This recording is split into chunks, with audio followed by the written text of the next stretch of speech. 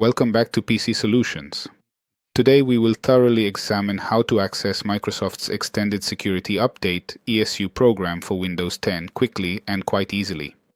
This will allow you to continue receiving essential free updates throughout the year 2026, specifically until October of 2026. First, let's navigate to the Settings menu and then proceed to System Updates.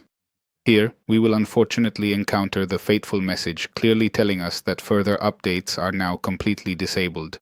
Next to it, you'll find a link. Click on the link and it will open a new page for you. On this page, besides explaining a few things about older versions of Windows, further down you'll find a link where you can sign up for updates for the entire next year.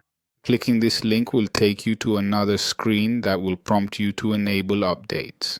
Once you've clicked the link, you'll return to Windows with a screen asking you to confirm the activation of updates. You may be asked to sign in with a Microsoft account.